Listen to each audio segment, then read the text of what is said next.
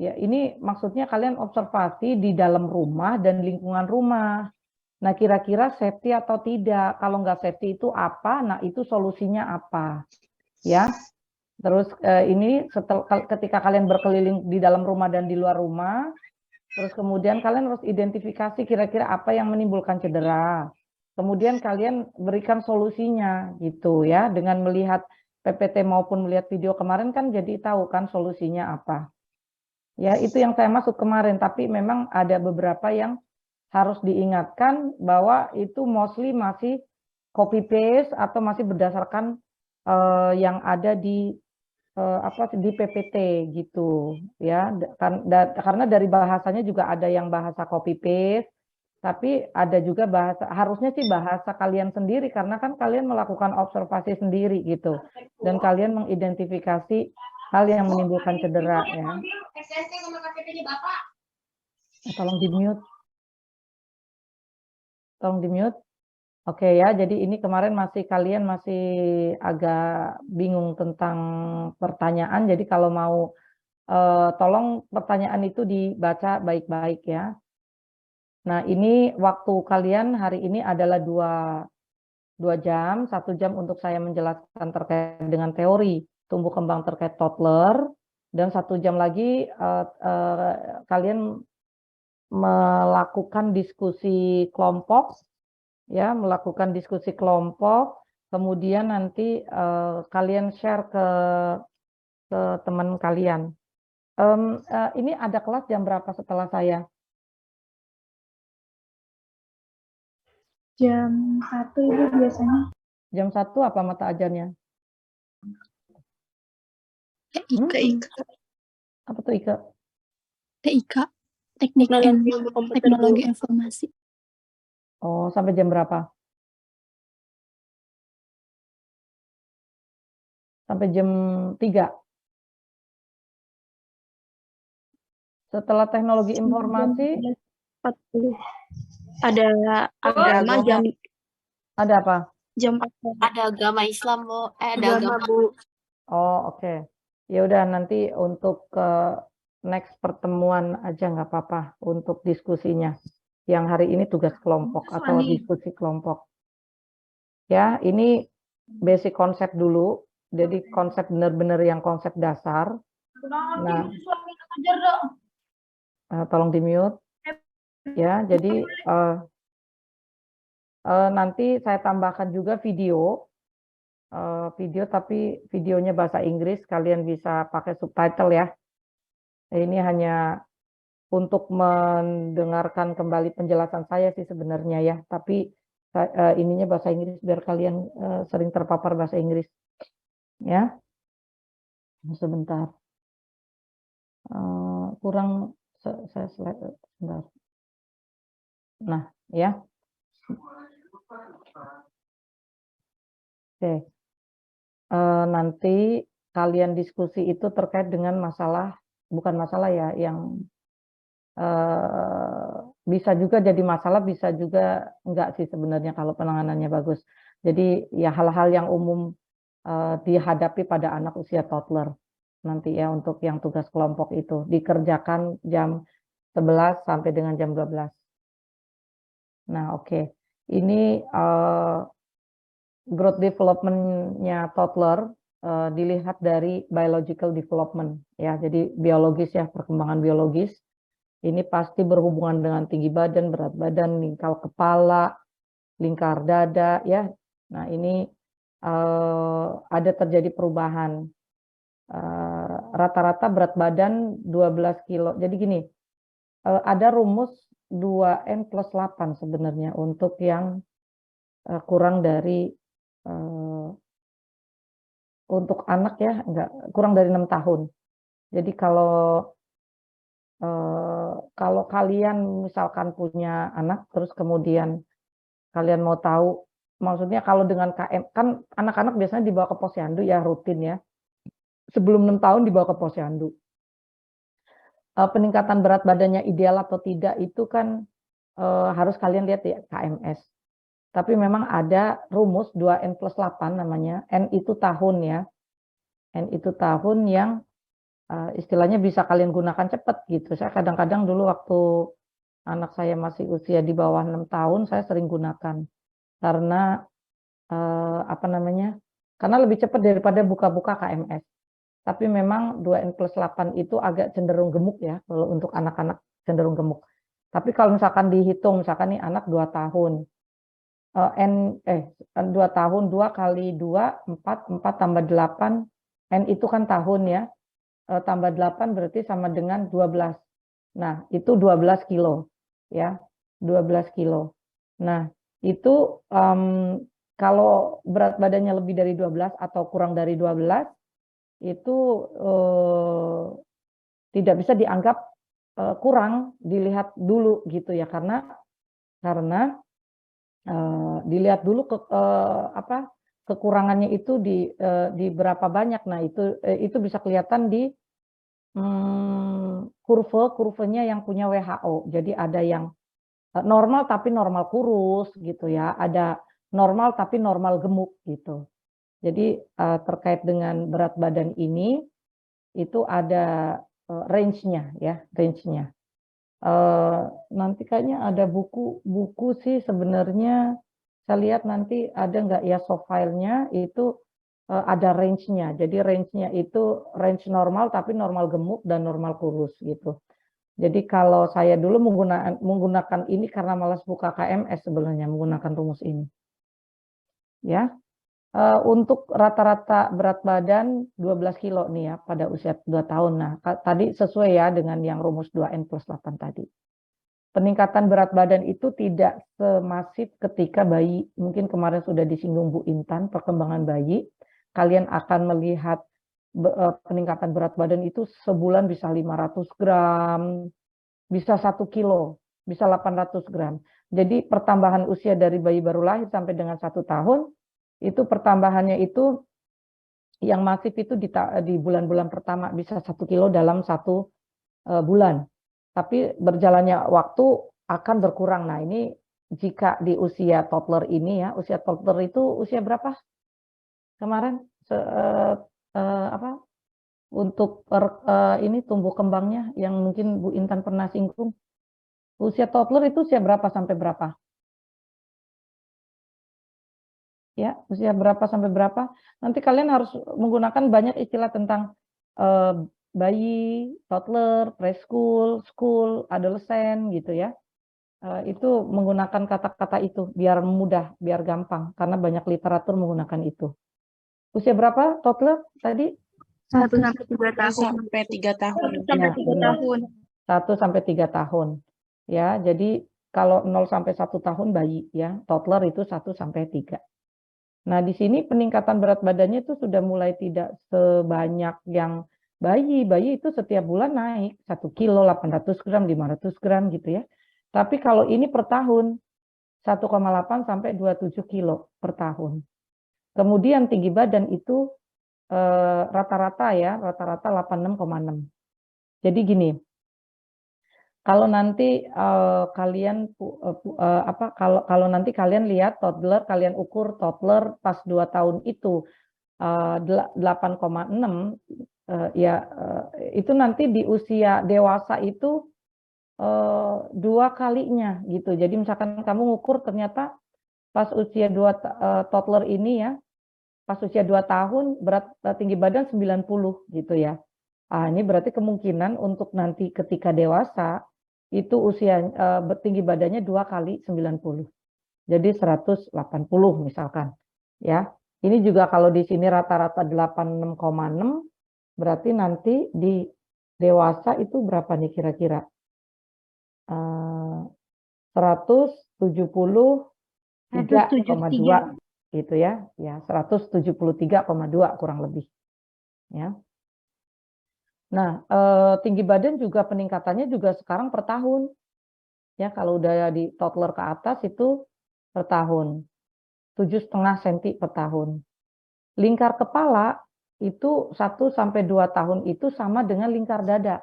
Kalau kalian lihat kemarin untuk bayi, lingkar kepala dan dadanya lebih lebar yang mana?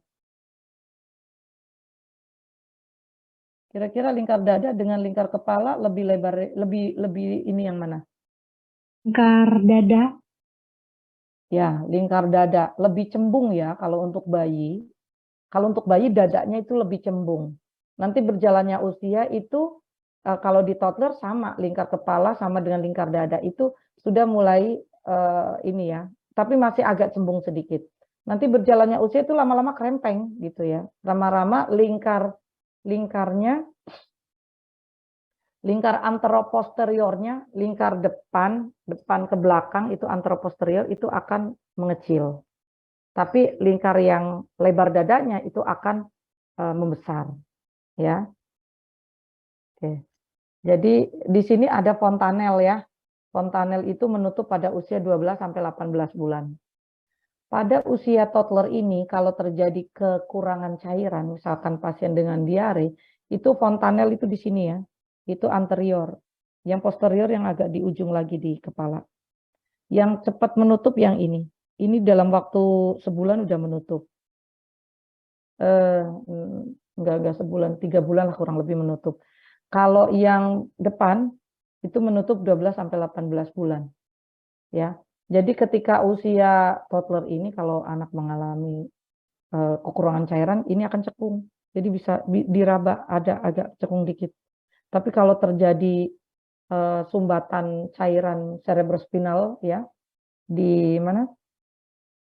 Di kepala ya itu akan cembung ya, akan bulging, akan cembung. Biasanya pada pasien-pasien dengan kasus meningitis ya, pada bayi-bayi dengan meningitis itu ada tekanan intrakranial meningkat, ininya cembung.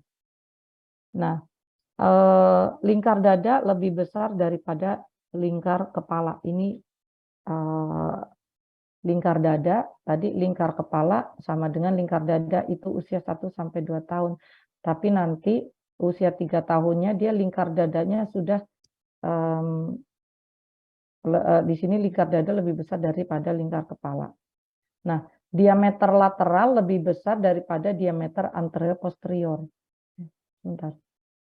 Ini kok muncul ya? Bentar.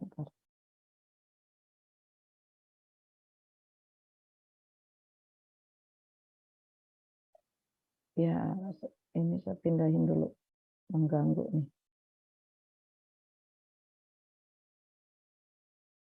Lingkar dada lebih besar daripada lingkar kepala. Ya, usia 3 tahun. Diameter lateral lebih besar daripada diameter antero-posterior. Nah, nanti lingkar dada lebih besar dari lingkar ini apa nih? Perut ya. Lingkar dada lebih besar daripada lingkar perut. Jadi tadinya lingkar dada apa sih namanya?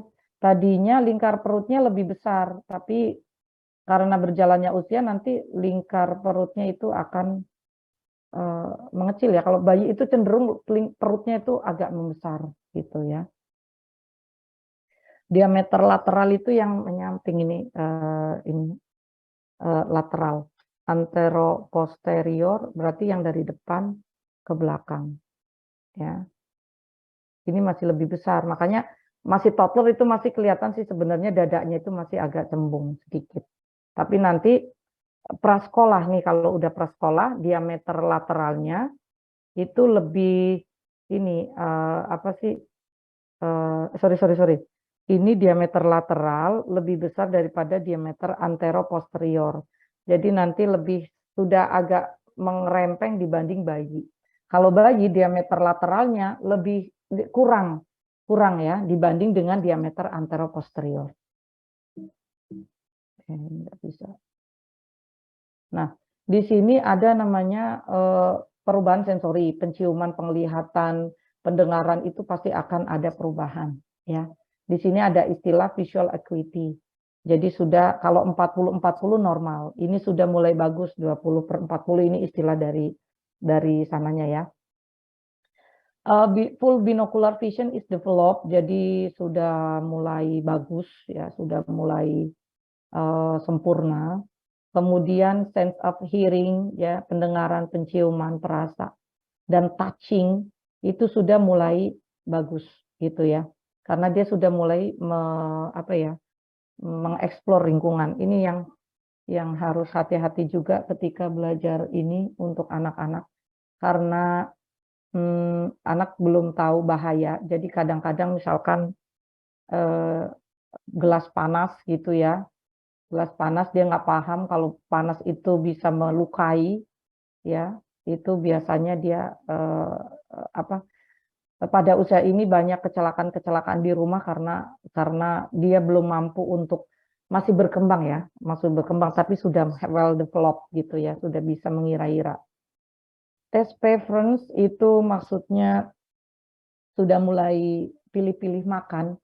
Kalau bayi mungkin apa aja ditelan, asalkan enggak apa ya, seringnya apa aja ditelan ya. Kalau yang ini sudah mulai milih-milih. Nah, biasanya untuk makannya itu sudah yang finger bayi akhir sih sebenarnya sudah mulai finger food ya. Jadi makanan dipegang sendiri gitu. Itu saya suka melihat videonya siapa tuh vlognya siapa Nikita Willy ya. Itu tuh bagus itu. Itu cara pemberian makannya itu namanya LED. Apa sih LED winning ya kalau nggak salah ya. Jadi LED apa LBW ya? LED baby winning. Sorry, LBW, LED baby winning. Jadi dia pegang-pegang makanan, kemudian dia berantakan, segala macam itu sudah harus dari usia bayi, ya. Nah, kemarin dia cerita anaknya sudah mulai 1 tahun ke atas, itu sudah test preference, sudah kadang agak yang males-males makan gitu ya, kadang pilih-pilih makan gitu. Kemudian touch continue to be very important ya, jadi dia dengan exploring lingkungan itu adalah apa ya, kemampuan si bayi anak itu untuk touching ya. Jadi sudah apa aja di touching. Jadi kalau anak usia toddler itu ya nggak bisa lihat benda-benda di atas meja gitu ya, harus hati-hati ya, karena dia pasti akan menyentuh kemanapun, dia akan menyentuh, berjalan ke sana dia sentuh dan sebagainya. Dan dia belum paham, istilahnya belum paham kalau misalkan gelas di atas meja kemudian jatuh kena kaki dan sebagainya, dia belum paham. Jadi memang harus hati-hati ya, lingkungan rumah itu harus benar-benar diperhatikan. Nah, di sini sistem maturasi sistem sudah mulai membaik ya. Kontrol BAB, BAK sudah sedang berkembang nih sebenarnya ya. Oleh karena itu, kenapa toilet training dimulai pada usia ini? Karena dia sudah mulai bisa mengontrol buang air kecil. Jadi kalau dulu ketika bayi itu anytime bayi kencing, kalau untuk toddler sudah 2 jam dia sudah bisa menahan kencing. Jadi kenapa pada usia ini sudah bisa anak untuk diajarkan BAK. Kalau BAB sih biasanya sensasinya lebih kuat, jadi dan itu lucu untuk sensasi BAB itu lucu, setiap anak itu beda-beda. Biasanya sih rata-rata ada yang mojok, kemudian jongkok, kemudian seperti orang mengejan. Ada juga yang ini karena sensasi itu dia lari sana lari sini, jadi kayak mundar-mandir gitu ya. Nah, sebenarnya kalau orang tua sudah paham tanda-tanda itu, harusnya orang tua bawa ke mana? Ke toilet gitu ya, kalau sudah seperti itu. Nah, di sini kulit ya, kulit itu sudah fungsinya sudah cukup baik, yang mungkin tadinya terlihat lebih tipis gitu ya, terus gampang kena serangga sedikit sudah merah gitu ya, kena alergi ya, kena gigitan atau kena luka ya, tapi nanti sudah mulai cukup baik ya. Kalau misalkan kemarin kena debu sedikit saja sudah merah, kalau sudah toddler itu sudah tidak separah ketika bayi. Nah, di sini penguapan cairan juga berkurang dan ketahanan terhadap infeksi itu sudah cukup baik ya. Jadi tidak rentan seperti pada usia bayi. Rambut tubuh lebih tipis dan kasar, mungkin tadi dilihat gambar di depan ya. Biasanya rambutnya tumbuh lebih tipis dan kasar. Dan di sini ada kontrol suhu tubuh itu biologis dan mekanisme belajar. Jadi untuk secara biologis ya pastinya pada anak itu belum tahan dalam cuaca dingin gitu ya. Nah, secara biologis ya rentan untuk kedinginan. Tetapi secara mekanisme belajar itu harus dilakukan. Jadi kalau sebenarnya secara nggak langsung sih, misalkan kalau kalian mengajak ponakan misalkan, ayo dek kita jalan naik motor gitu kan, yuk naik ini pakai jaket biar nggak kedinginan. Nah itu ya, jadi itu namanya mekanisme belajar. Jadi nanti dia akan paham, oh naik motor biar nggak kedinginan pakai jaket. Nah ketika nanti akan diajak jalan, jaket minta jaket gitu ya. Nah jadi itu namanya mekanisme belajar.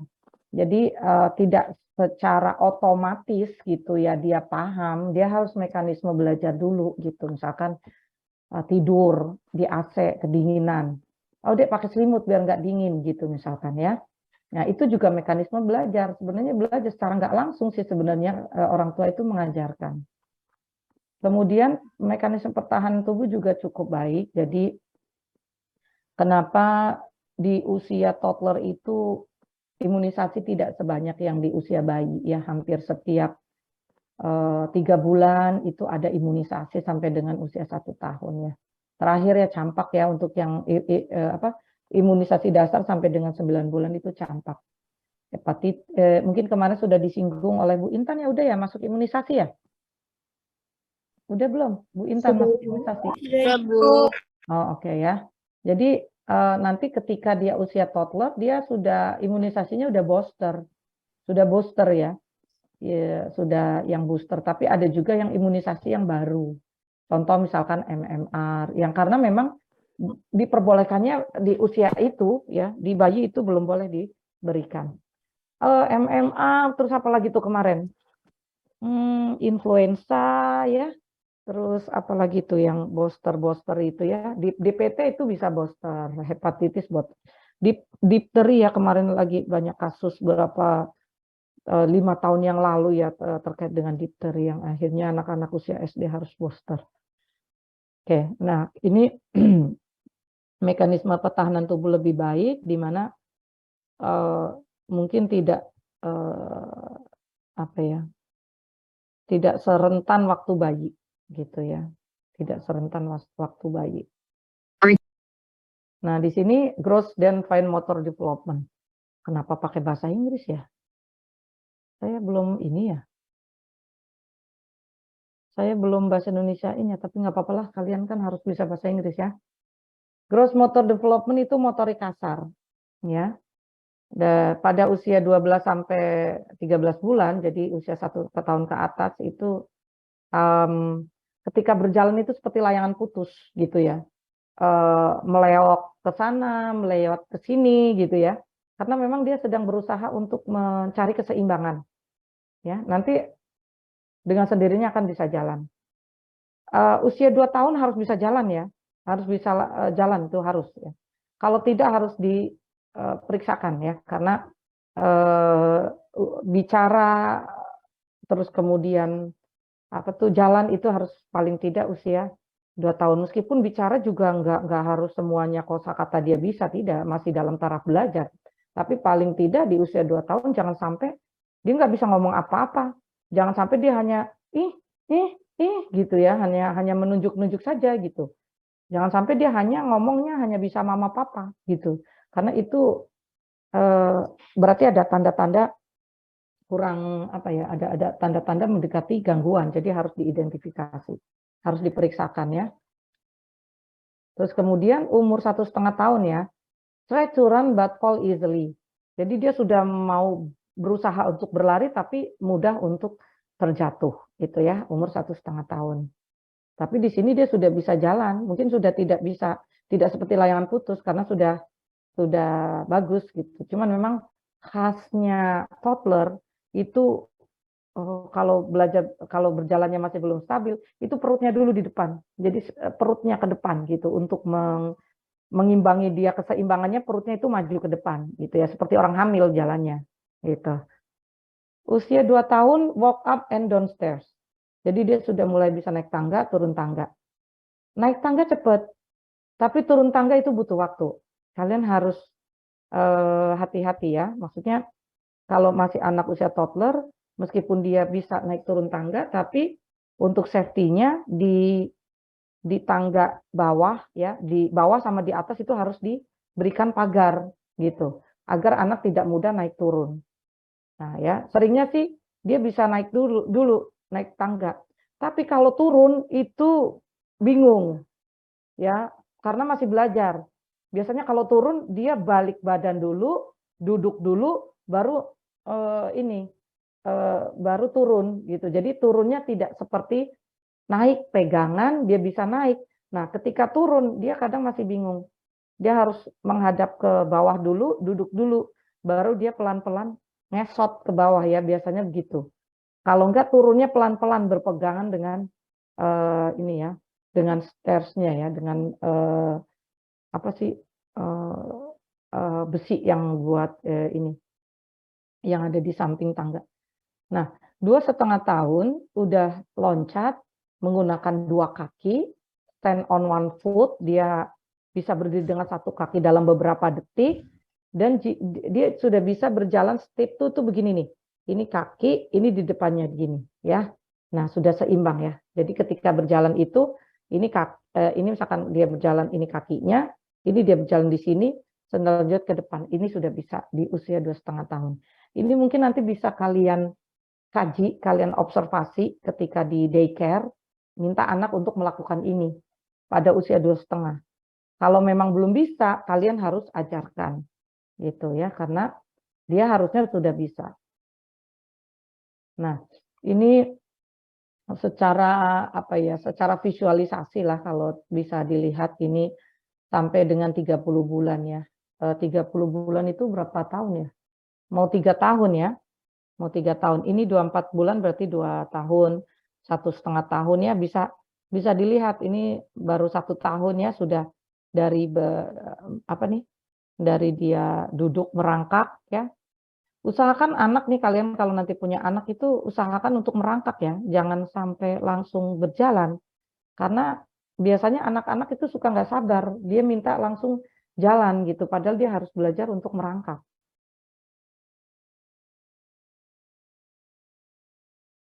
Nah, di sini bisa dilihat ya, dia dari merangkak, berdiri, berjalan.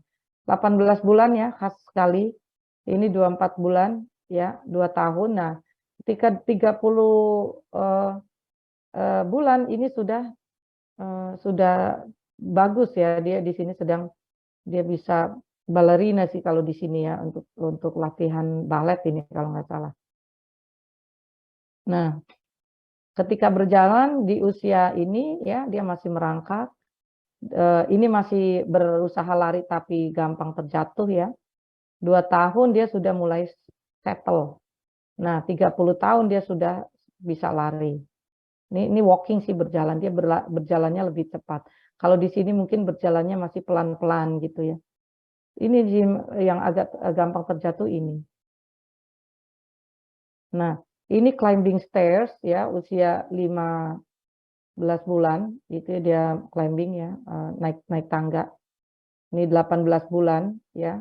Dia naik tangganya di 15 bulan masih dengan tangan gitu ya, belum berdiri seperti ini 18 bulan.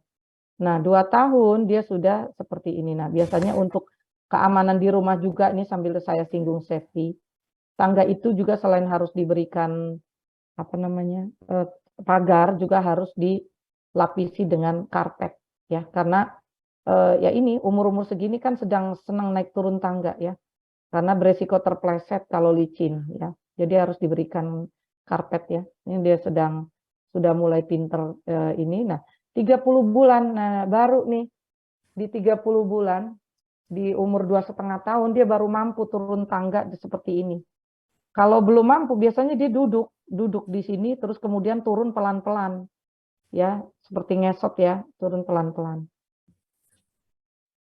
Nah, di sini ini lebih ke apa namanya, motorika. Oh ini enggak, ini jumping ya. Ini dia 15 bulan ya, masih belum bisa jumping ya, bisa ini 1,5 tahun dia bisa turun ataupun dia bisa loncat gitu ya. Loncat dengan 2 kaki. Jump gitu ya. 2 tahun dia sudah bisa lari. Nah, ini udah bisa loncat-loncat di trampolin ini kalau umur 30 bulan. Nah, ini ya, ini 18 bulan ya, di 1,5 tahun ya, bisa duduk di kursi, bisa main bola ya, sangat exploring dengan meja nih, hati-hati nih ya, nih mejanya hampir jatuh ini. Terus ini sih masih belajar ini kalau dilihat ini usia toddler, ada yang toddler itu sebenarnya nggak harus berjalan di usia 1 tahun. Ada juga yang 1,5 tahun baru bisa jalan. Nah, ketika dia belajar berjalan bisa menggunakan ini push toy gitu, push pull toy. Jadi dia pegangan di situ, kemudian dia dorong. Tapi ini sangat beresiko sih sebenarnya. Ini harusnya digunakan untuk anak yang sudah bisa jalan tapi kurang balance gitu. Karena kalau anak-anak yang sama sekali belum bisa jalan itu sangat licin ini ya. Ini rodanya itu kan gampang terdorong gitu ya. Nah, ini umur mau 2,5 tahun sudah bisa bermain di lapangan ya. Sudah bisa, ini juga bermain bola, bermain balon. Saya kalau pakai ini kok nggak bisa ya. Bentar. Oke, ini namanya fine motor development ya, motorik halus selanjutnya ya. Motorik halus, sekarang jam berapa? 11 kurang ya. Ini motorik halus, itu 9-10 bulan, itu pincer grab. Pincer grab itu begini nih. Nih, ya. Tadinya bayi itu kalau memegang, mengambil benda begini nih. Nah, nih. Dia grasping itu kalau bayi. Makanya kenapa ada refleks grasping. Jadi ketika ada benda dia begini, set gitu ya, dia pegang. Memegangnya dengan semua jari-jarinya. Itu namanya grasping. Nah, kalau yang pincer itu dia sudah mulai begini. Ya, sudah mulai begini. Atau sudah mulai begini.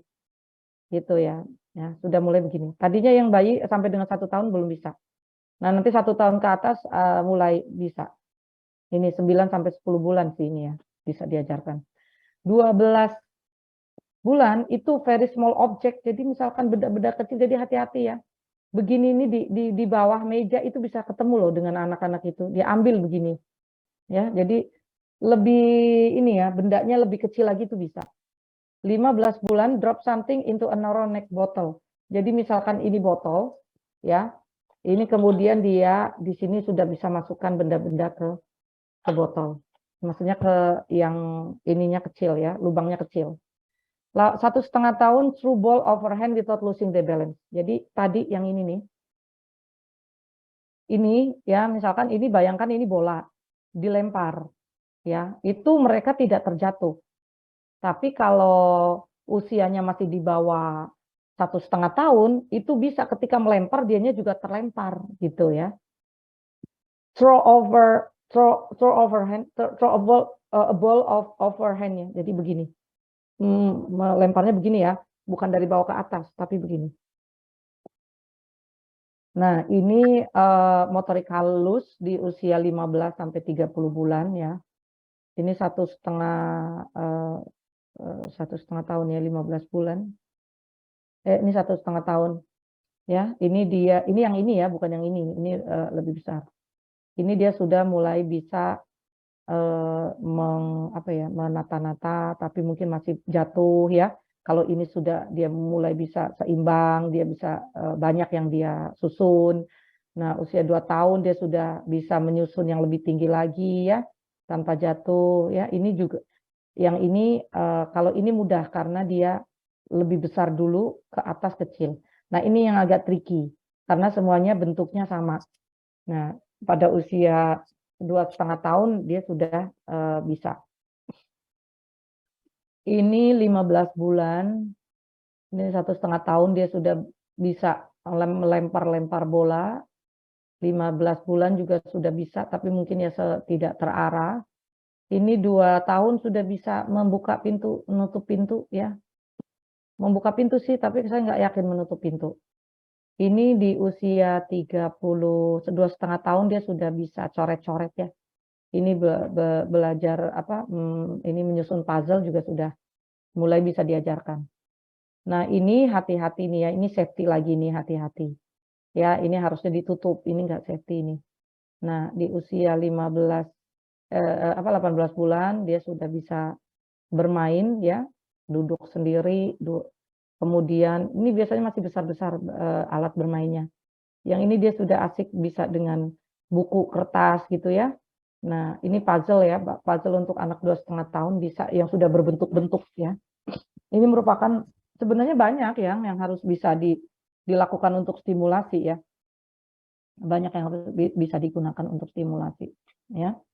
Ini contoh untuk mewarnai atau menggambar. Ini ya masih coret-coret, megangnya juga masih seperti ini ya.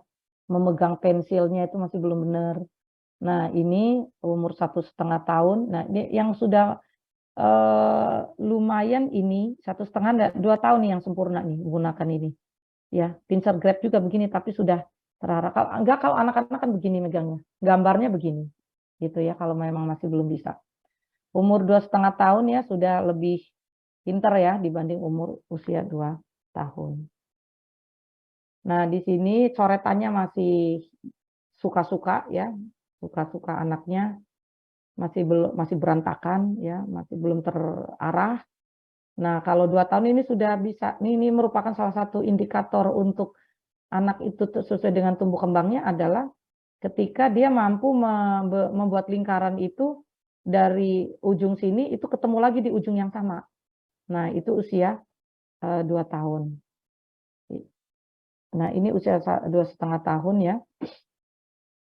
Sudah bisa. Kemudian ini 1,5 tahun masih mungkin sudah agak terorganisir. Maksudnya kalau ini suka-suka coret sana, coret ini sudah mungkin bisa menggaris lurus gitu, mengikuti alur gitu, itu sudah bisa.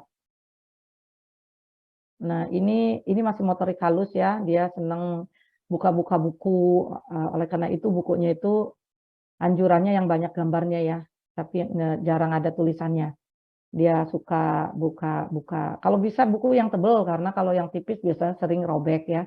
Karena kan dia belum bisa mengontrol badannya untuk membuka pelan-pelan, dia bukanya brok gitu ya. Jadi sebaiknya yang karton yang agak tebal. Saat ini dia sudah bisa memasukkan apa nih, kelereng nih ke dalam botol ya. 1,5 tahun sama dia suka masih sama ya, dia masih menyukai membuka-buka buku. Ini sama juga dimasukkan, dikeluarkan gitu ya. Kemudian 2 tahun dia juga bisa ini bisa lebih tipis, terus dia bisa cerita, dia bisa belajar. Jadi belajar ini bisa menambah kosakata juga, selain untuk fine motor development dia juga untuk bahasa. Dia sudah bisa membuka yang tipis-tipis nih, yang agak tipis ya. Nah, 30 bulan ini sudah pintar untuk mewarnai. Ya. Tadi fine motor dan gross motor. Selanjutnya adalah psychosocial development. Jadi psychosocial development kemarin teorinya Erikson ya. Jadi dia masaknya sense of autonomy dan sense of doubt atau shame. Shame itu malu. Jadi ketika pada usia ini anak banyak diatur, banyak dilarang, itu nanti dia kepercayaan diri untuk melakukan sesuatu itu kurang. Dia akan takut melakukan segala sesuatu kalau banyak dilarang. Sebaiknya sih kalau dilarang itu untuk hal-hal yang membahayakan, tapi diusahakan kurangilah untuk nggak boleh ini, nggak boleh itu, nggak boleh segala macam. Ya, tapi harus disiapkan lingkungan yang aman juga gitu. Kalau misalkan awas kamu nggak boleh ke sana gitu ya, sebenarnya karena licin gitu ya. Ya itu nanti harus dibuat lingkungan yang aman gitu. Jangan bolak-balik dilarang nggak boleh ke sana hanya karena licin, padahal licin itu kan bisa diatasi gitu ya. Jadi mau melakukan segala sesuatu itu tertahan sehingga nanti dia akan jadi tidak percaya diri, jadi takut melakukan sesuatu dan jadi pemalu.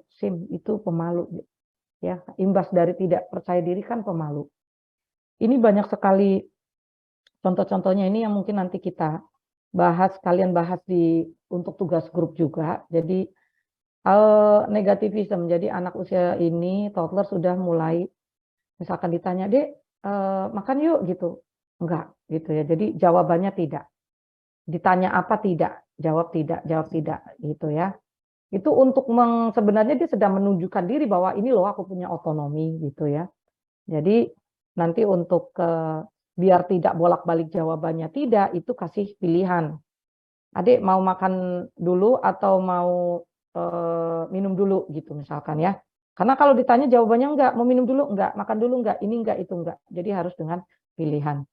Ritual masih, tidur ada ritual. Jadi anak-anak bayi sampai dengan toddler itu butuh ritual.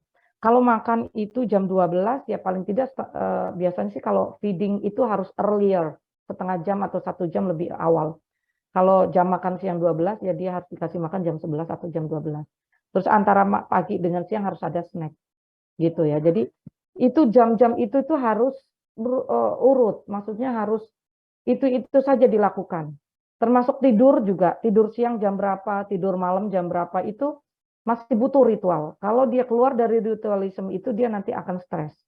Jadi ritualnya lagi misalkan tidur dia dengan mendengarkan musik atau dengan minum susu terlebih dahulu ya, nggak apa-apa sih sebenarnya minum susu. Minum susu nggak bikin karies asalkan setelah minum susu itu kumur-kumur atau gosok gigi gitu ya.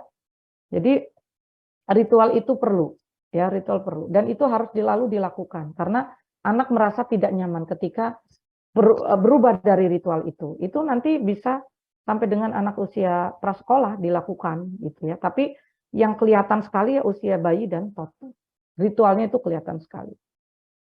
Super ego, jadi dia masih berpikir egosentris juga, dia masih mengandalkan egonya sendiri. Ibaratnya kalau bermain itu masih rebutan mainan gitu ya, masih mementingkan dianya sendiri. Ya, jadi kalau kalian masih ada yang lebih egois, saat ini ngerasa masih egois, berarti kalian mungkin dulu waktu di usia ini ada tumbuh kembangnya yang terfiksasi, yang belum terselesaikan dengan sempurna, jadi masih muncul. Kemudian differentiation from others, particularly the mothers. Jadi dia sudah mulai belajar dan bisa membedakan perbedaannya dengan yang lain gitu. Sudah belajar untuk jenis kelaminnya beda, sama ataupun beda, tapi ini masih butuh waktu, belum bisa. Tapi dibelajarkan bisa.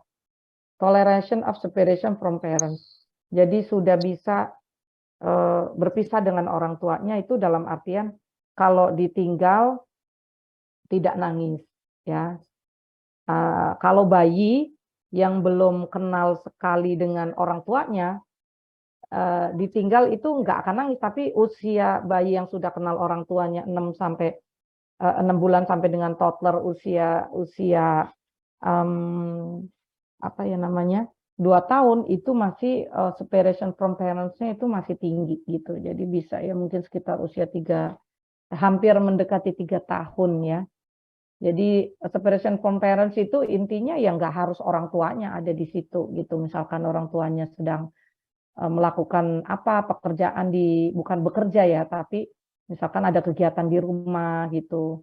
Nah itu dia tidak harus teriak-teriak ya, sudah bisa mentoleransi. Ability to withstand delayed gratification itu maksudnya dia sudah bisa menahan dalam artian udah bisa belajar bersabar.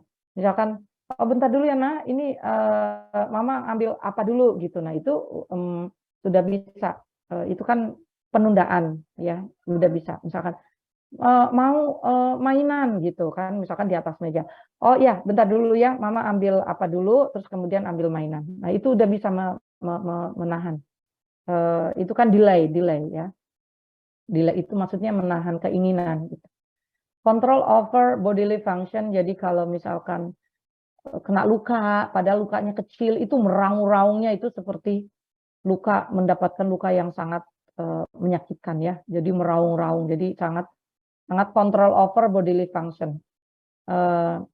Sudah mulai acceptable behavior. Jadi disinilah belajar tentang moral, ya. Belajar bersosialisasi. Psikososial itu kan di situ ada sosialisasi juga di situ. Jadi sudah mulai belajar bahwa tidak boleh merebut mainan. Kalau minta mainan itu minta izin dulu gitu ya. Jadi itu belajar itu. itu sudah mulai di acceptable. Kalau misalkan sudah mulai bisa terima behavior, misalkan kalau datang ketemu cium tangan gitu ya, atau menyapa gitu ya, itu merupakan ini ya, sudah mulai di acceptable behavior, termasuk ya itu tadi tidak boleh rebut-rebutan gitu ya. Kalau meminjam harus minta izin, itu kalau tidak itu nanti ini apa harus dibelajarkan kalau belum. Verbal means communication. Jadi anak usia ini, usia toddler sampai dengan sekolah sebenarnya, sampai dengan prasekolah akhir. Verbal means communication. Jadi kadang gini, apa yang diucapkan itulah yang dikomunikasikan gitu ya. Jadi kalau misalkan kalian nih, kalian kan kadang-kadang berkomunikasi dengan humor. Berkomunikasi itu tidak dengan sebenarnya gitu ya, kadang nyindir-nyindir gitu. Nah, itu anak-anak usia segitu belum tahu. Bercanda pun itu belum paham. Anak-anak usia toddler bercanda pun belum paham. Kitanya aja yang orang dewasa yang ngikik-ngikik ya, kadang-kadang ngerjain anak toddler ya. Tapi itu sebenarnya nggak tahu mereka karena belum paham. Jadi apa yang ada diucapkanlah itu yang itu yang maksud yang sebenarnya ya. Gitu. Ability to interact with others in less egocentric manner. Jadi dia sudah mampu bisa bersosialisasi dengan yang lain ya. Dan sudah mulai sih sebenarnya, sempurna sih belum, dengan tidak memikirkan egonya tadi itu. Kalau yang tadinya mungkin awalnya dia rebutan terus mainan, berantem gara-gara mainan, nanti lama-lama dia akan mulai belajar. Nah di sini cognitive development itu dari Piaget ya, dari Piaget ini ada namanya pre-conceptual phase, ada umurnya 2 sampai 7 tahun. The pre-conceptual phase is a subdivision of the pre-operational phase. Jadi namanya pre-conceptual phase, ada pre-operational phase. Fase pre-konseptual usia 2 sampai 4, fase istilahnya ada fase pre-operasional usia 2 sampai 7 tahun. Nah, ini yang terjadi ya, terjadi pada fase ini. Ya, di sini aktif experimentation itu aktif bereksperimentasi dan sama ya dengan particularly reaction juga. Ada kepuasan individu, egocentris, social speech, transduktif, global organization, dan magical. Ya. Jadi kepuasan individu didapatkan dengan kediaman biasanya, dengan diem. Kalau anaknya anteng diem itu berarti dia sedang apa ya namanya, nggak rewel gitu kan. Misalkan kalau anak usia segini rewel kan berarti ada sesuatu yang dia sedang inginkan atau yang mungkin dia sedang rasakan. Tapi kepuasan individu terlihat di sini dengan diam. Ya, dia menikmati bermain, menikmati mainannya gitu ya. Tapi bukan gadget ya, bukan gadget tidak masuk di sini. Semua usia juga kalau dikasih gadget juga diem ya. Kemudian egosentris itu tadi masih egois yang tadi saya bilang. Sudah social speech itu sudah bisa bersosialisasi dengan yang usia, maksudnya yang selevel. Transduktif ya, transduktif dia menyimpulkan misalkan apa ya, orang yang badannya besar gendut gitu ya. Sebentar, orang transduktif itu mengeneralisasi, itu artinya mengeneralisasi itu gini. Kalau dia lihat bahwa kalau dia kasih tahu, oh ini kalau orang hamil perutnya besar gitu ya. Jadi dia mengeneralisir bahwa perut orang hamil itu perutnya besar. Padahal perut besar itu tidak hanya dipunya oleh orang hamil, tapi orang gendut juga perutnya besar gitu. Jadi ketika melihat orang gendut bisa juga dia bilang, oh itu lagi hamil gitu ya. Jadi dia mengeneralisasi gitu, itu namanya transduktif. Nah, kalau global organization itu gini, kalau di ruangannya, misalkan dia punya kamar Kemudian namanya kamar kan kadang suka digeser-geser ya, yang tempat tidur tadinya di sini dipindah ke sini dan sebagainya. Dia bisa nggak mau di situ, ya. Karena itu masih ada konsepnya global organization tadi yang membuat dia nggak nyaman. Magical itu magic ya, jadi dia sudah mulai apa ya, belajar, sangat excited sekali dengan magic, sangat excited sekali dengan magic, dan masih berpikir magical juga. Ya, magical juga itu contohnya begini, kalau istilahnya pada usia ini kan sangat sulit untuk tindakan yang trauma, anak itu akan sangat ketakutan ya. Jadi dia akan berpikir bahwa benda mati menjadi benda hidup gitu. Makanya ketika anak usia ini tidak diperlihatkan jarum ketika dilakukan tindakan pemasangan infus, karena dia akan berpikir bahwa itu si jarum itu akan akan loncat, akan menyakitkan gitu. Nah, ini moral development, namanya prekonvensional dan premoral ya, dari Kohlberg. Perilaku tergantung pada disiplin dan melanggar dan patuh tergantung pada hasil perilaku. Jadi pada usia ini anak bisa nurut dengan sesuatu itu dengan reward dan punishment. Ya, reward dan punishment. Kembali lagi, punishment itu tidak boleh yang menyakitkan. Jadi kalau dicubit itu nggak boleh, karena itu the child abuse. Jadi namanya punishment itu contohnya misalkan duduk di tangga selama 2 menit karena tadi berantem dengan temannya gitu ya, membuat temannya luka atau membuat temannya nangis, atau merebut mainan temannya gitu ya.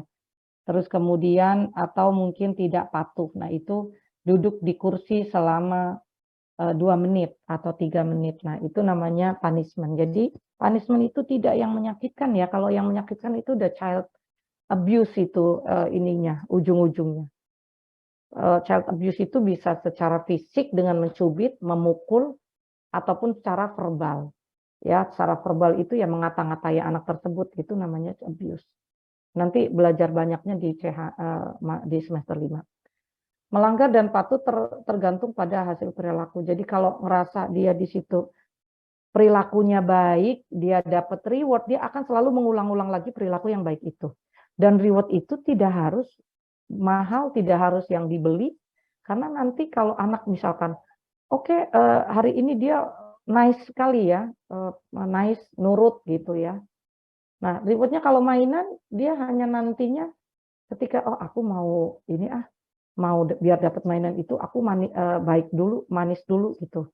Ya, jadi reward itu tidak yang harus mahal ya, yang hal-hal kecil aja dengan oh good boy, oh good girl. Nah, biasakan itu saja, dia itu akan lebih kondusif dibanding dengan yang bermain, karena nanti kalian akan dimanipulasi. Ketika si anak lagi nggak kepingin mainan, nanti dia akan mungkin sangat tidak nice gitu ya. Jadi reward itu tidak harus dalam bentuk benda, tapi bisa dalam bentuk omongan. Spiritual development. Nah, di sini religious routine activity are important for this age. Jadi spiritual development di usia ini paling hanya tahu gerakan gitu ya, atau tahu hafalan, ucapan, misalkan diajarkan untuk menghafalkan surat-surat pendek, misalkan untuk yang muslim ya, terus pergi ke masjid, sholat 5 waktu. Nah, itu baru secara rutinitas saja, tapi dia belum paham kenapa sih harus sholat, kenapa sih misalkan harus puasa, kenapa sih harus berbuat baik gitu ya, itu dia belum paham. Jadi yang ritual-ritual itu yang baru bisa dilakukan anak usia ini. Nah, ini body image yang terkait dengan tubuh. Erat hubungannya dengan perkembangan kognitif. Ini berhubungan dengan perkembangan bahasa juga. Jadi bisa dibelajarkan.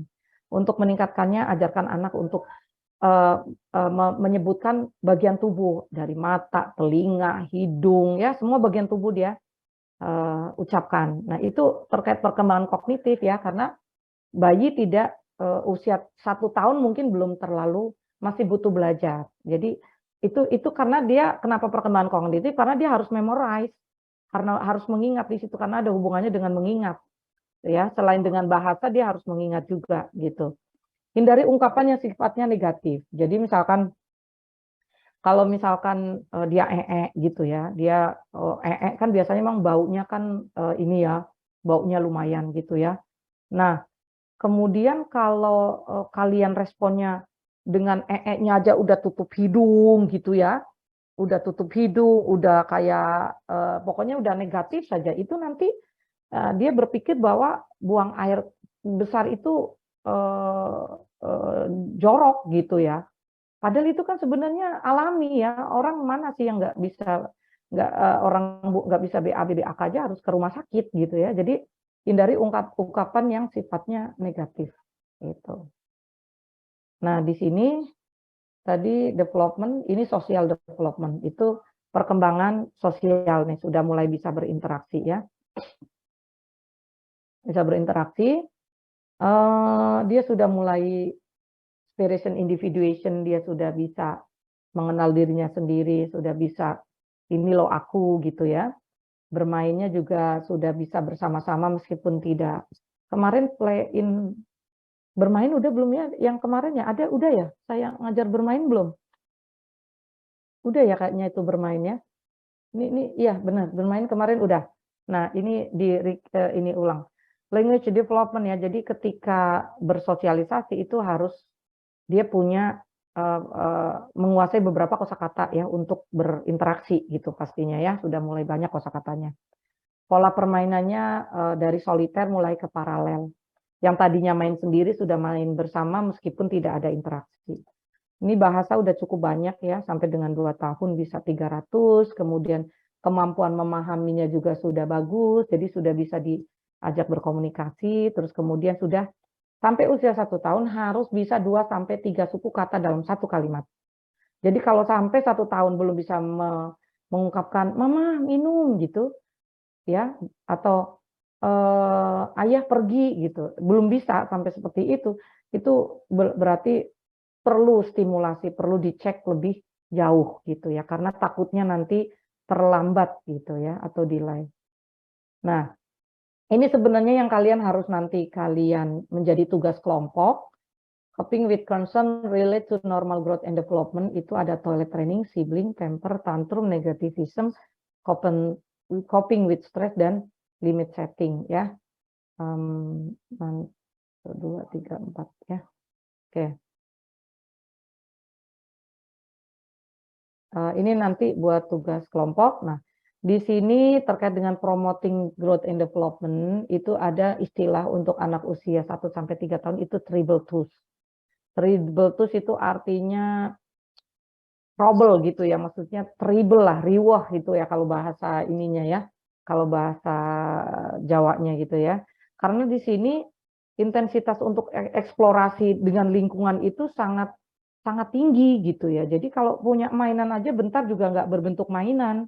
Dia potek-potek ataupun dia acak-acak gitu ya. Misalkan mobil-mobilan dia rodanya dia lepas, kemudian apanya lagi dia lepas. Nah, itu tadi karena dia sedang mengexploring tadi ya. Memang sih nyesek ya mungkin bagi orang tua ya, tapi kan itu jadi sebenarnya mereka sedang belajar bukan sedang merusak.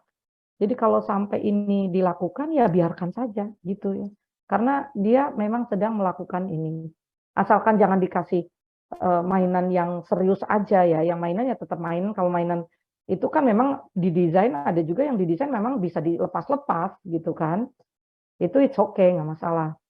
Nah, di sini what the word no means gitu maksudnya ya sedang memunculkan maksudnya ya sedikit-dikit no gitu, enggak gitu ya. Jadi itu sedang iniin kekuatannya itu sebenarnya bahwa aku bisa loh menolak gitu ya, kasarnya begitu. Jadi nanti akan banyak ditemukan bentar ditawarin enggak, ini enggak, itu enggak gitu ya. The power of temper tantrum. Nah, ini dia. Ini nanti juga di sini ada enggak temper tantrum ada. Jadi temper tantrum ini adalah merupakan cara si anak untuk mendapatkan keinginannya. Ya, bagaimana caranya untuk mengatasinya nanti kita bahas lebih detail di kelas diskusi ya. The power of temper tantrum. Ya mungkin kalian kalau misalkan lihat ada anak di mall, kemarin mungkin kayaknya ada yang nanya kali ya, sudah dibahas kan kemarin kalau nggak salah, anak di mall, dia teriak-teriak, dia nangis, guling-guling gitu ya, itu namanya temper tantrum.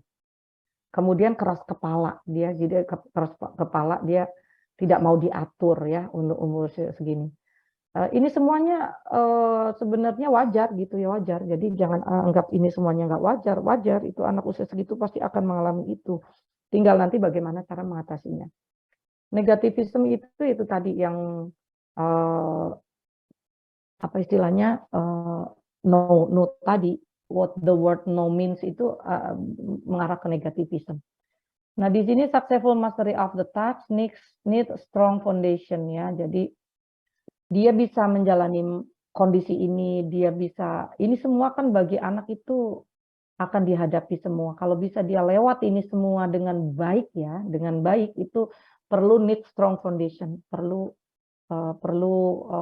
apa ya, perlu dasar yang kuat yang harus ditanamkan ke anak. Dan di sini untuk itu semua harus of trust and require guidance for, jadi perlu untuk di-guide bagaimana menjalani toilet training dengan baik, bagaimana dengan limit setting ya, sibling rivalry ya.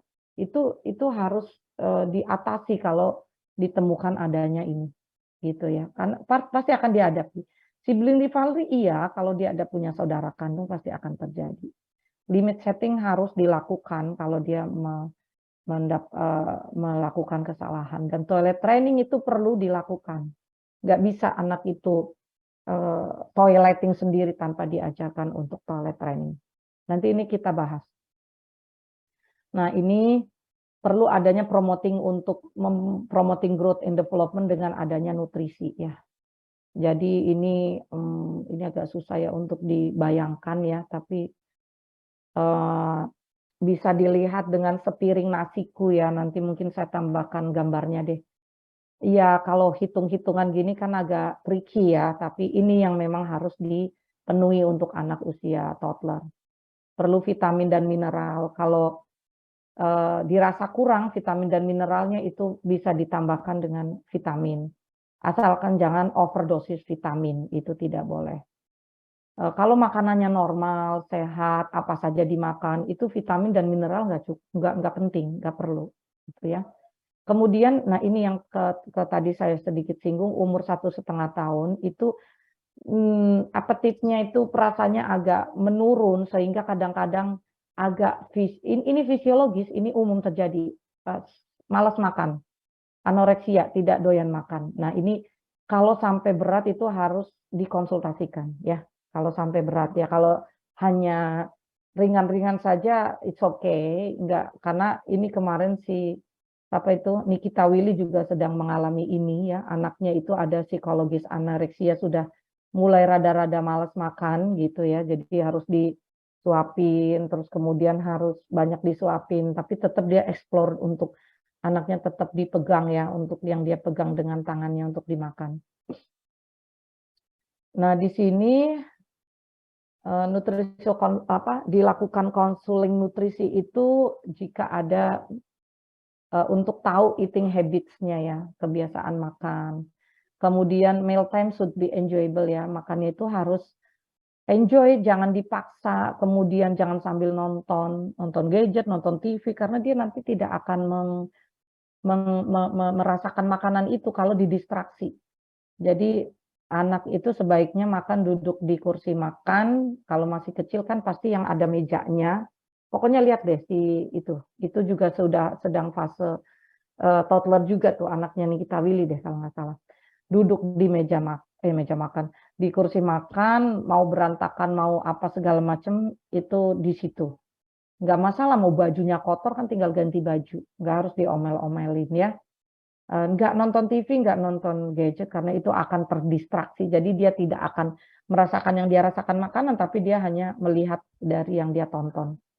Kemudian early feeding hour may be appropriate, yang tadi saya bilang kalau makan siang jam 12 paling tidak 1 jam sebelumnya setengah 12 atau jam 11 dia harus sudah makan.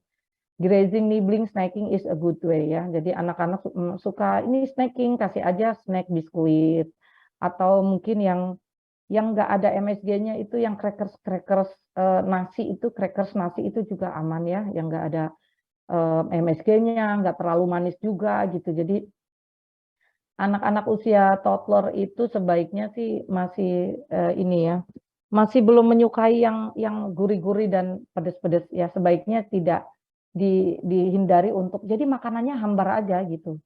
Kalau dari bayi itu sebenarnya makanan itu harus hambar. Tidak boleh ada garam, tidak boleh ada gula. Dan itu berlangsung sampai dengan usia toddler. Ya, usia toddler. Ya, jadi jangan diberikan yang perasa-perasa manis asin itu karena nanti dia akan akan dia menjadi sulit makan nantinya. Terus bisa juga kalau mau melatih otot makan ya, itu bisa dicolek di lidahnya itu diberikan dites dengan lemon. Jadi lucu deh, kalian mungkin kalau lihat di TikTok gitu ya, jadi bayi itu disuruh dikasih apa tuh, tega banget itu maknya ya, dikasih potongan lemon, habis itu nyengir itu nggak keruan gitu, itu kasihan itu sebenarnya ya, padahal ya sebenarnya bagus juga sih untuk dia harus mencoba, jadi kayak membangunkan saraf-saraf yang ada di apa sih namanya di perasa gitu ya, jadi membangunkan saraf-saraf perasa dengan memberikan yang asam. Tapi yang nggak segitunya dengan satu lemon potongan itu ya, dengan peresan lemon kemudian dicocol dengan tangan kita terus dimasukkan saja itu sudah cukup gitu ya, nggak harus yang satu slice lemon itu diberikan, kesian. Between meals, snack can be provided. Jadi ketika makan pagi, jarak antara makan pagi makan siang di tengah-tengahnya itu ada snack bisa diberikan ya. What is eaten is much more significant than how much. Jadi kalau apa yang dia makan itu sebenarnya lebih bagus dibanding dengan berapa banyak. Jadi kadang-kadang gini, orang tua itu memberikan makanan terlalu banyak yang saya lihat ya. Terlalu banyak, itu nasi, lauk, pauk itu terlalu banyak, kayak bagaimana dia bisa menghabiskan gitu kan. Jadi ya sesuaikan saja dengan lambungnya. Berapa sih lebar lambungnya? Anak suruh mengepal ya, segitulah dia kapasitas lambungnya. Anak suruh mengepal tangannya. Sekepalan tangan inilah itu isi lambungnya. Jadi kan bisa dikira-kira berapa nasi yang masuk gitu ya. Karena kalau terlalu kenyang juga nggak bagus juga gitu, nggak nyaman ya. Kalian juga bisa merasakan kan kalau terlalu kenyang nggak enak. Yang children tend to less spicy and bland food. Jadi anak yang maksudnya yang masih toddler ini tidak suka pedas dan masih yang suka makan makanan yang hambar.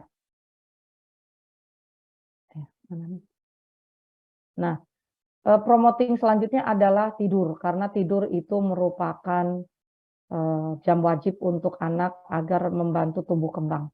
Jadi tidur itu biasanya sih dilakukan sampai dengan anak prasekolah ataupun SD usia kelas 1, kelas 2 itu masih kadang tidur siang ya. Nggak tidur siang kan karena sekolah gitu kan.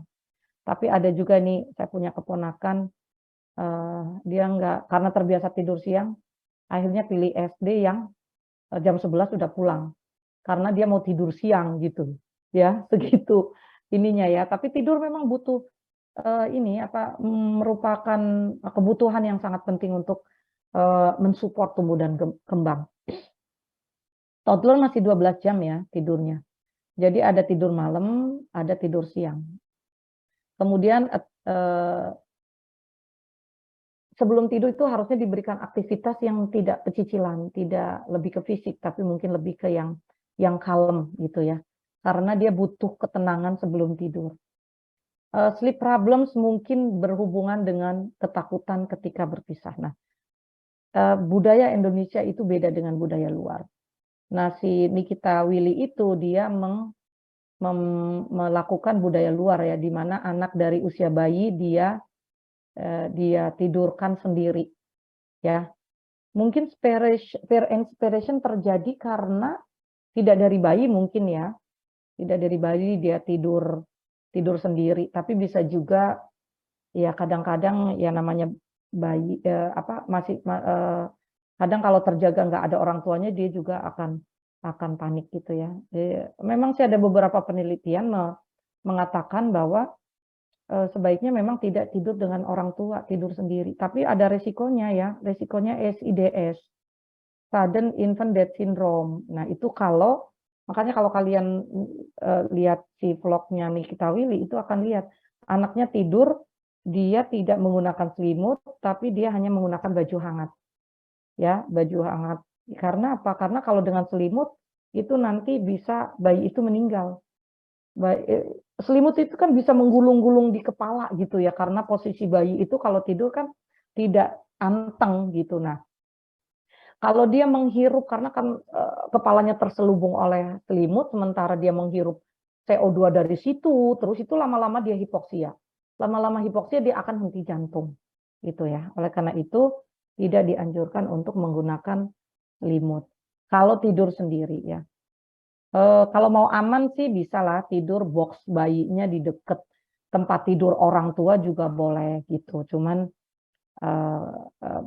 riset dari luar itu menunjukkan kalau anak itu, tapi ya kasihan juga ya namanya bayi itu kan kalau tidur sendiri lebih enak karena lebih tenang. Tapi kalau tidur dengan orang tua itu bisa terganggu. Iya kalau orang tuanya dijamin tidak ngorok ya, tidak dijamin tidak apa tuh kalau bicara malam-malam sendiri itu, maksudnya kalau lagi tidur kan kadang suka ada yang ngobrol sendiri, ngomong sendiri, teriak sendiri, kemudian ngorok. Nah, itu kan akan mengganggu anak untuk tidur gitu. Jadi kenapa sebaiknya tidur itu anak-anak tidak tidur dengan orang tuanya. Nah, bedtime rituals itu perlu ya dengan memberikan susu. Itu dilakukan beberapa jam sebelum tidur ya. Karena biar dia tidurnya nyenyak. Quiet activity itu helpful. Jadi snack, pastikan dia kenyang gitu ya. Ditambah susu juga nggak apa-apa. Minum susu juga nggak apa-apa. Bisa juga karena tidurnya berpisah dengan orang tuanya, dia memiliki stuffed favorite animal atau bantal guling yang dia suka, boneka yang dia suka, atau selimut gitu. Karena untuk kayak sebagai pengganti orang tua gitu, yang membuat dia lebih nyaman ketika tidur. Nah, selanjutnya ini mungkin yang slide hampir terakhir ya. Jadi kesehatan gigi itu penting. Kalian akan lihat banyak anak toddler yang giginya banyak yang karies, hitam-hitam gitu ya. Itu sebenarnya karena kebersihan yang tidak terjaga. Banyak makan makanan yang manis, yang gula, itu kan sebenarnya nggak bagus untuk kesehatan gigi. Nggak masalah minum makan gula segala macam, tapi dia harus diatur. Kalau nggak setelah makan itu kumur-kumur, gosok gigi gitu ya. Jadi kalau aman itu sebenarnya ya asalkan tidur tidak ngedot atau tidak ada, ketika tidur tidak ada sisa makanan maupun sisa gula, itu giginya biasanya sih tidak akan karies ya. Alhamdulillah sih saya punya anak, saya heran ya anak saya nggak pernah dia punya karies. Yang lain kan biasanya kayak hitam-hitam ya di depan, anak saya nggak sama sekali. Giginya erupsi juga bukan karena kariesnya, tapi karena gigi sulungnya udah numbuh, jadi sudah mendesak apa tuh yang gigi yang susu itu, akhirnya kan giginya lepas gitu. Tapi memang saya nggak tahu, anak saya nggak terlalu suka permen. Makan biskuit ya makan, minum susu iya, tapi memang setelah minum susu harus gosok gigi. Itu aja sih yang saya terapkan sih kemarin. Jadi yang sampai sekarang nggak punya karies gigi gitu. Nah di sini, jadi perlu ke dokter gigi, perlu harus aware dengan gigi ya memang di first teeth erupt ya. Jadi ketika gigi pertama lepas, nah itu biasanya di usia 1 tahun.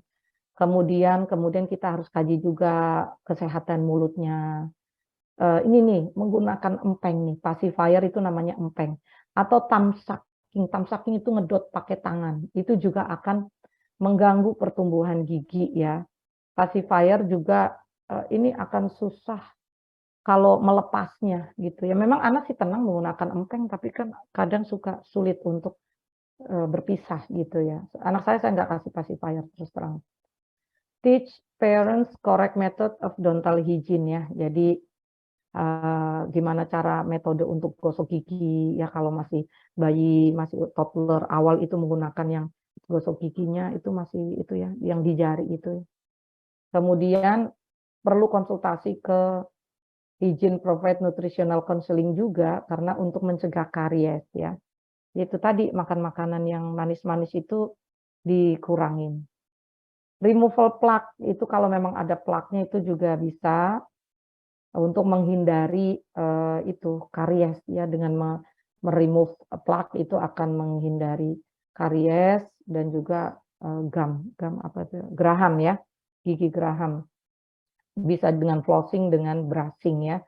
Most effective cleaning done by parents ya, gunakan mirror ya. Ya kalau si yang di Nikita Willy itu lengkap banget itu, kalau mau kamu lihat vlog-vlognya itu ya. Gigi anaknya digendong di depannya, terus kemudian dilihatin ke kaca, kemudian digosok gigi. Use one hand to cup the chin and one brush the teeth. Jadi chinnya begini, ini begini gitu ya. Jadi tangan yang sebelah ini apa, harusnya sih didudukin di wastafel ya. Tangan yang kiri memegang chin, membuka mulut, tangan kanannya untuk membersihkan. Gitu ya.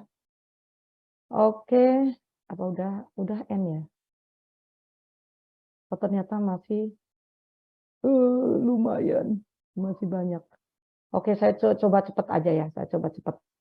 Nanti bisa dibaca bahwa di sini perlu adanya suplemen. Suplemen di sini ada fluoride, itu penting untuk mencegah karies. Tapi di sikat gigi juga sebenarnya ada fluoride-nya ya.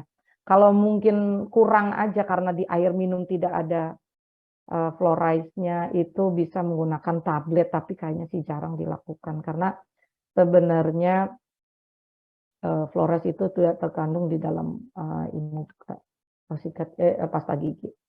Di sini low carbohydrate diet ini yang makanan yang harus dihindari agar tidak gampang terkena karies, bisa dibaca tadi sudah saya singgung. Kemudian suggestion-nya adalah sugar yang dikonsumsi itu harus dilihat ya. Ada dessert itu kan biasanya manis-manis gitu. Second, form of sugar itu important, sticky or hard ya. This form remain in the mouth longer. Jadi apa ya, ada bentuk-bentuk gula yang memang lebih lama di mulut, nah itu kan beresiko untuk karies. Ini apa nih? Nanti silakan dibaca tentang ini untuk tindakan pencegahan ya, agar tidak karies, tidak ngedot sepanjang malam sambil minum susu, tidak dianjurkan. Minum susu boleh, misalkan nih minum susu, habis itu minum air putih buat mengguyur sisa-sisa susu. Nah itu lebih aman. Jangan menggunakan dot itu sepanjang malam. Itu biasanya akan gampang karies. Nah, feeding the last bottle before bedtime ini yang tadi saya maksud. Ganti botol water of milk dengan jus. Ya kalau bisa ya. Tapi memang kadang kalau jus kan lebih asam ya, jadi lebih bikin lapar. Jangan gunakan botol untuk pacifier, untuk empeng. Jangan gunakan botol untuk empeng. Never coating pacifier in sweet substance ya. Jadi empeng nggak boleh dilapisi dengan gula. Kemudian kalau minum minum jus jangan menggunakan botol tapi menggunakan cup ya, menggunakan cup gelas. Nurse is the as consultant ya, di sini perawat sebagai konsultan. Nah, ini terakhir terkait dengan preventing injury, karena ini adalah hal-hal yang harus diwaspadai sebagai orang tua, karena ini di sini adalah resiko-resiko yang bisa terjadi pada toddler. Contoh motor vehicle injury ya, jadi kecelakaan lalu lintas, bisa mobil. Kalau di Indonesia banyak pakai motor ya, bahaya banget ini sebenarnya. Kalau di sana itu motor vehicle itu biasanya kalau mobil ya, car accident, makanya kalau di sana itu ketat ketika anak naik mobil itu harus pakai seat belt. Itu ketat sekali, ketat banget. Anak bayi juga harus pakai kursi khusus. Anak toddler juga bisa pakai kursi khusus kalau nggak salah.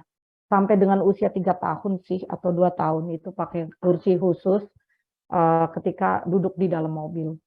Motor vehicle injury ya di sini mungkin banyak terjadi karena banyak menggunakan motor. Kemudian drowning tenggelam, burns terbakar, poisoning keracunan, falls itu jatuh, bodily damage itu ya kalau misalkan pentok ya jalan, jalan meleng begitu depannya ternyata tembok jeduk gitu ya. Kemudian aspiration and suffocation itu bisa karena makanan, bisa karena mainan ya, yang kecil-kecil yang nyangkut ya, itu tersedak gitu ya. Suffocation itu ya kayak asap itu misalkan terperangkap di dalam asap itu suffocation. Aspiration itu tersedak. Jadi ini semua harus diantisipasi ya. Makanya kemarin ketika safety at home itu harus ini semua untuk mencegah ini semua di rumah. Yang banyak di rumah lah ya. Kalau yang ini beberapa di luar. Tapi ini banyak kan terjadi di rumah. Kemarin sudah dibahas bagaimana cara mencegahnya ya, termasuk bagaimana agar paling tidak kalau mainan air itu harus diawasi. Takut terpeleset, takut tenggelam juga gitu ya. Meskipun permukaan airnya itu tidak meskipun hanya permukaan air seember gitu ya. Pakai ember atau pakai kolam renang mini yang menggunakan inflated yang ditiup gitu. Keracunan ya, kalau benda-benda yang racun itu misalkan pewangi itu diminum ataupun mungkin ada potekan itu misalkan baterai jam, aduh kadang suka ngeri, baterai jam dinding itu baterai itu kan radiasi itu bikin keracunan ya, jadi itu harus disingkirkan ya. Terus burns itu bisa karena dia udah mulai jalan gitu, jadi meraih gelas yang berisi air panas di atas meja, terus kemudian kompor misalkan ya, ada kompor lagi nyala gitu ya, kompor nyala, mamahnya kemana, anaknya jalan-jalan di dapur, ya itu juga bisa menyebabkan kebakaran. Kalau falls itu banyak ya, bisa dari dia suka naik lemari, naik meja, naik kursi, ya akan terjatuh gitu ya. Oke, dari sini ada yang mau ditanyakan? Saya Ibu. Ya, silakan. Nama? Saskia Ibu, maaf sebelumnya Ya. saya ingin menanyakan di luar dari pemateri hari ini Bu. Kenapa? Beberapa anak-anak mahasiswa tentunya sudah menanyakan tentang PKL di bulan Juni itu seperti apa Bu? Tempatnya seperti apa, beberapa orang, dan juga kira-kira di tanggal berapa? Bukan di bulan Juni. Di bulan Juli ya Bu? Oh, so hang on, enggak. Agustus kalau entah dulu ya, Juli ya. Juli kayaknya, Juli. Ya, iya Bu, Juli. Di bulan Juli. Anak-anak sudah menanyakan tentang tempatnya dan juga beberapa apakah Ibu yang memilih anggota atau mereka yang memilih, maksudnya Ibu yang memilih anggotanya itu berapa atau memang kita yang memilih anggotanya itu tuh berapa? Oke, sebentar.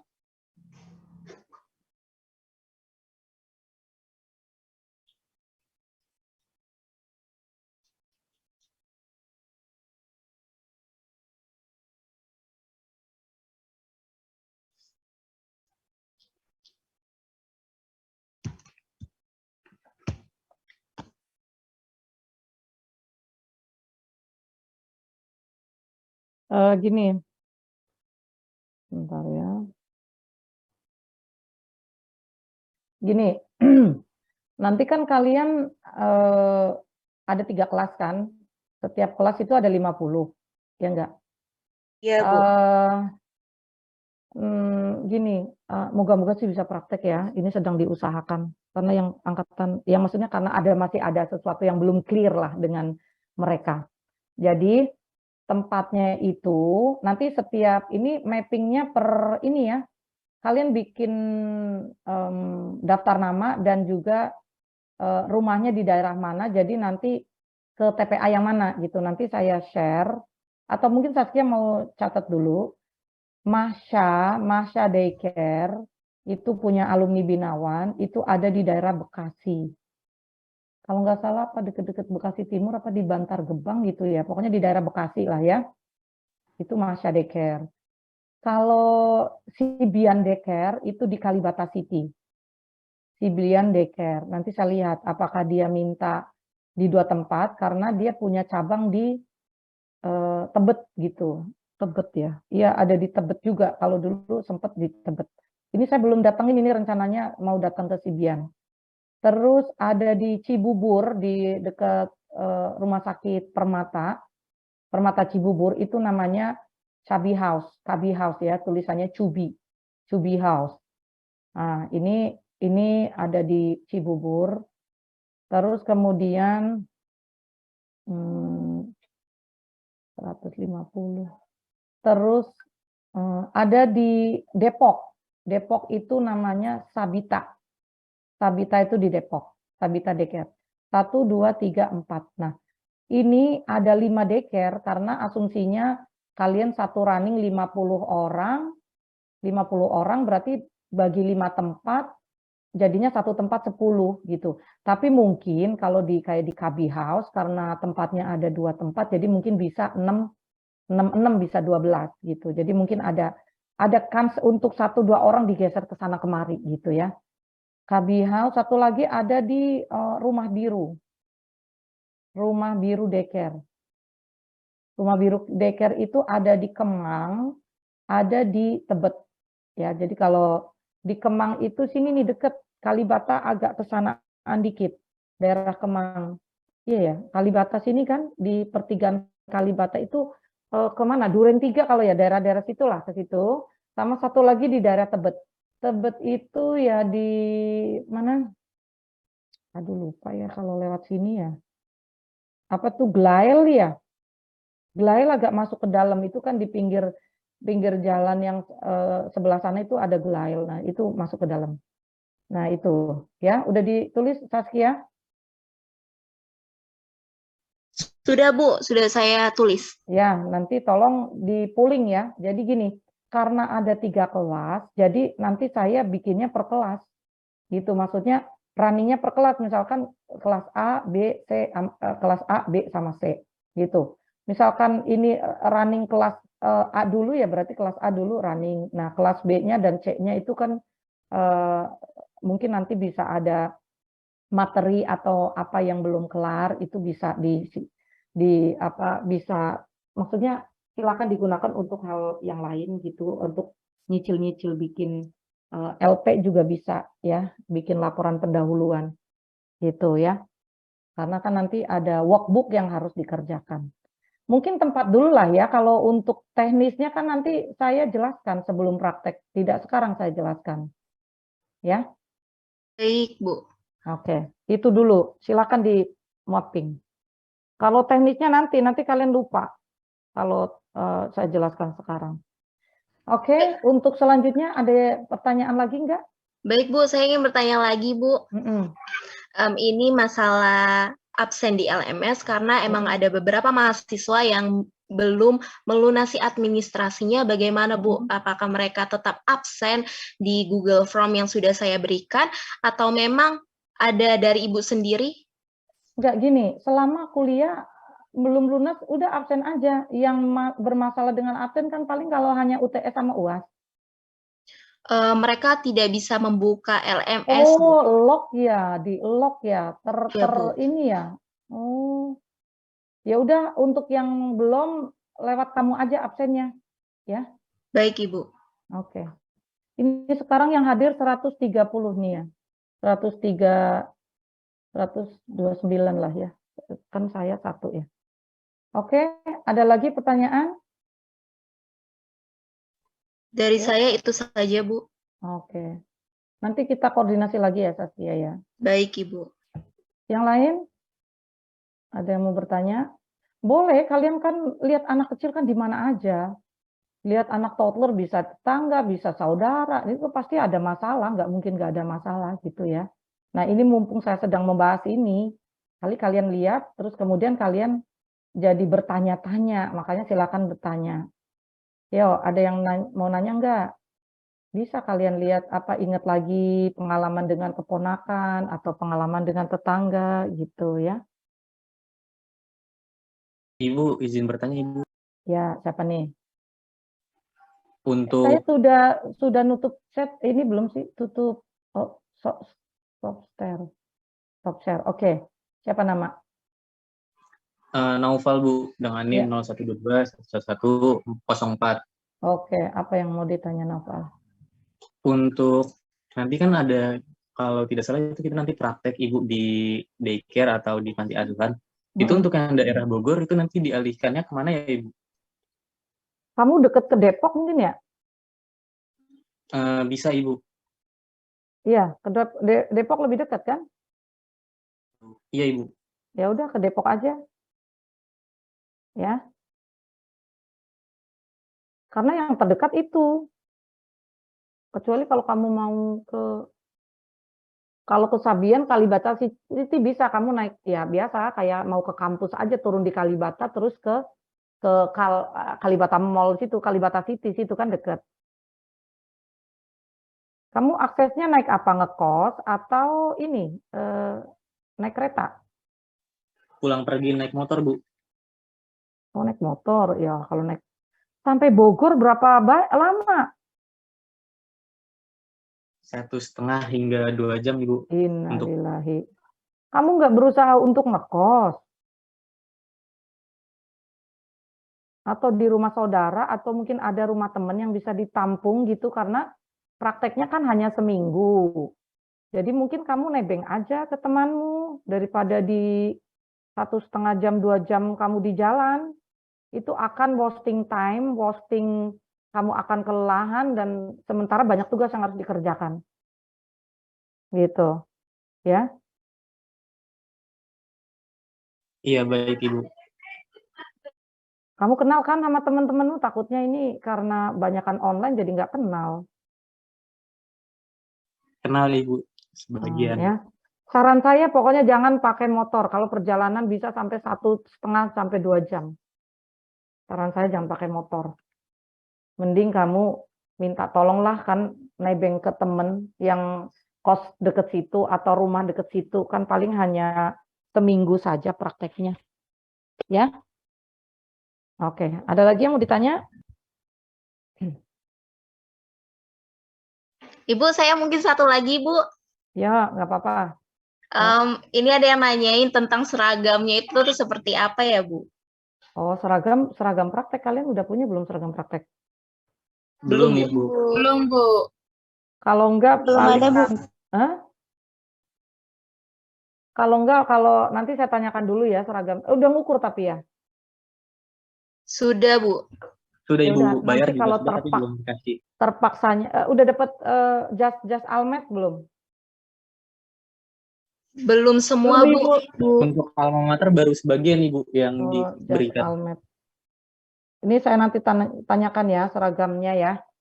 Karena kalau nggak salah kalian kan praktek nggak cuman praktek yang lain nggak? Kayak di rumah sakit ada nggak praktek? Nggak ada, Bu. Nggak ada. Ya udah nanti saya tanyakan.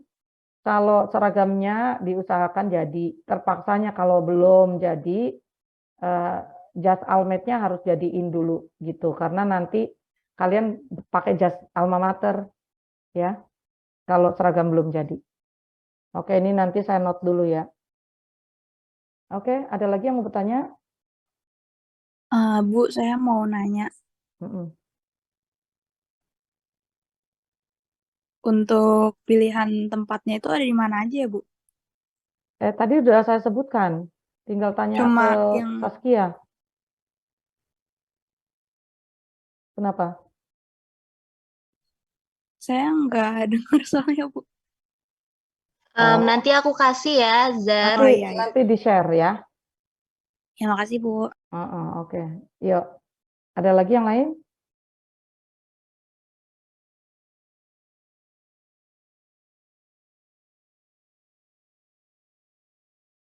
Ada lagi yang lain? Ibu, Ada? saya mau nanya. Iya. Nama. Amelia. Amelia Nabila. Iya, Bu. Oke, apa yang mau ditanya? Nanti lokasinya itu kita milih sendiri atau gimana, Bu? Gini, tolong di setiap kelas, kan ada 3 kelas ya, ada koordinatornya. Ya, Saskia ya, tolong kamu di kelas berapa, Saskia? A3, Bu. Kalau A3, berarti A1, A2 harus ada yang in charge gitu ya. Nah, Sudah ada, Bu? oh udah ada. Ya. Nah, sementara gini aja, apa ya? Sementara daftar dari kalian aja, kalian maunya di mana. Nanti kalau setelah saya lihat ternyata nggak balance, berarti nanti harus ada yang apa namanya, harus ada yang berkorban juga untuk ngalah gitu, ya. Masukin aja dulu kamu mau di mana tempatnya dengan melihat deket rumah, deket kos-kosan, atau yang mudah terjangkau gitu ya. Nah, baru nanti kalau memang ada trouble, ternyata mungkin yang harusnya di tempat di Masya harusnya 10 tapi ternyata maksudnya harusnya 10 tapi ternyata yang request 15 gitu kan, berarti harus dipindah gitu dengan beberapa pertimbangan. Gitu ya. Nabila? Dengar? Dengar, Ibu. Baik, Bu. Ya. Terima kasih ya, Bu. Oke, jadi nanti minta tolong koordinatornya, koordinator dari masing-masing kelompok untuk ini ya, memastikan membuat daftar nama dan juga tempat lokasi, misalkan rumah atau kos itu sampaikan saja di situ dengan, jadi buat Excel nama, pertama kelas dulu karena per kelas ya, nama, terus kemudian rumah, lokasi rumah atau kos-kosan gitu ya, garis miring apa nanti di sebelahnya lagi itu ini ya, request daycare gitu, request daycare, mau di daycare yang di daerah mana, tulis di situ ya. Oke, ada lagi yang mau bertanya? Ini kemarin satu kelompok, Saskia, ada berapa kelompok kecil ya? Iya, Ibu. Ada berapa kelompok kecil? Di A3 itu ada 11 kelompok, dan di A1 itu ada 10 kalau nggak salah. Oke, terus A2? A2 juga 10, Bu. Oke, 10. Ya. Jadi gini,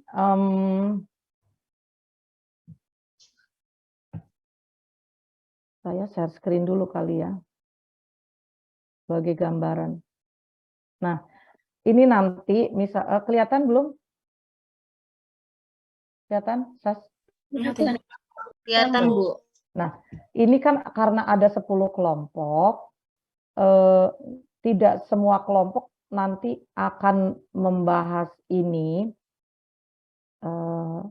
tapi nanti misalkan gini, ini kan toddler misalkan yang ngebahas seperti ini, yang topik-topik ini nanti saya hitung ada berapa, misalkan 6. Berarti dalam satu kelompok besar hanya 6 kelompok kecil yang membahas. Nah, nanti selebihnya itu membahas di tumbuh kembang yang lain, misalkan prasekolah atau mungkin bayi. Kemarin belum ada tugas ya dari Bu Intan. Dari Bu Intan ada tugas nggak buat diskusi? Ya, tidak ada, Ibu.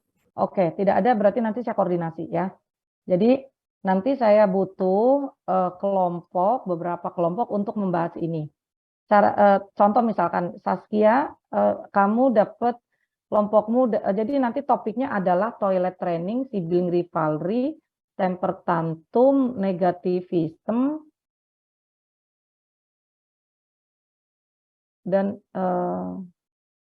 temper tantrum, negativism, limit setting. Berapa itu udah? Toilet training, sibling rivalry, 1, 2, 3, 4,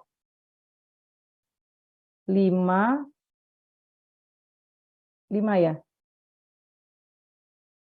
1, 2, toilet training, ya 5 ya?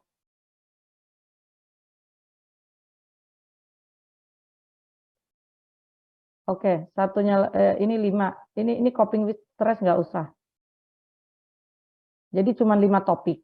Jadi di kelas A1, A2, A3 itu masing-masing ada 5 kelompok kecil yang membahas ini.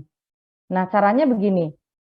Kalian cari di Google ya tentang struggling atau apa ya?